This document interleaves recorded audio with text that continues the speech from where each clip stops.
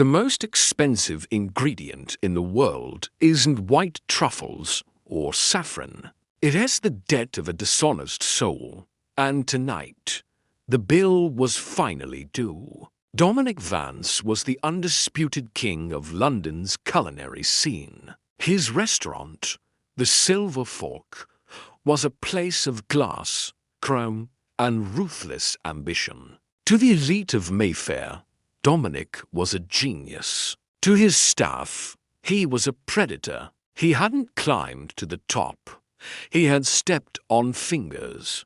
He had stolen the signature soulful recipe from an elderly French chef in Lyon, claiming it as his own while the old man died in poverty. He had sabotaged his most talented apprentice, a young man from Vienna, by planting spoiled meat in his station right before a health inspection. Dominic didn't believe in luck. He believed in power. One Tuesday evening, during a private late-night service, a man arrived without a reservation. He wore a heavy wool overcoat and a flat cap, looking more like a dock worker than a millionaire. Yet, he walked past the Maître d' with an authority that stopped everyone in their tracks. He sat at table 1, Dominic's personal table. "Tell the chef," the man said, his voice like grinding stones, "that I am here for the specialty of the house, the one he calls his masterpiece." Dominic, amused by the man's gall, decided to cook the stolen lion soulful himself. He whipped the egg whites with a sadistic precision, folding in the stolen secrets with a smirk. He plated it on fine bone china and walked it to the table personally. "The lion gold," Dominic announced, sliding the plate forward. "Enjoy.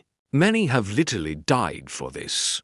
The stranger didn't pick up a spoon. He simply looked at the sofa. "It looks perfect, Dominic, but it smells of a cold basement in France.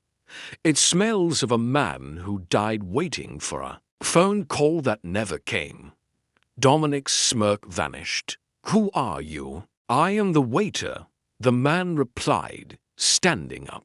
"And I am here to tell you that the kitchen is closed. You see, the universe has no menu. You don't get to choose your consequences. You simply get served exactly what you've spent your life cooking for others." Suddenly, the lights of the Silver Fork flickered and died. The scent of expensive wine was replaced by the stench of the spoiled meat Dominic had used to ruin his apprentice. The heat of the kitchen became a suffocating roar. Dominic tried to run, but his feet felt like they were set in cooling lead. Every face of every person he had betrayed appeared in the steam rising from the plates. Their whispers filled his ears, a deafening chorus of the lives he had dismantled for a Michelin star. The stranger pushed the plate toward him. "Eat, Dominic. It's your masterpiece. Every lie, every theft, every broken promise. It's all in there. Taste the bitterness of the career you built on." Shadows. Dominic felt a sharp, icy pain in his chest. He collapsed onto the velvet carpet, his eyes locked onto the sofa.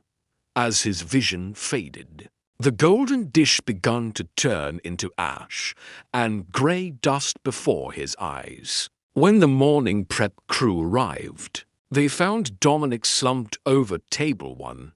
There was no sign of the stranger, no struggle, and no poison. The medical examiner called it a natural heart failure. But the waiters whispered about the single plate left on the table, a perfectly cooked sofa. That tasted, upon one curious bite by the busboy, like nothing but salt and tears. You reap what you sow, and sometimes you have to eat it too. Subscribe for more stories of justice and fate.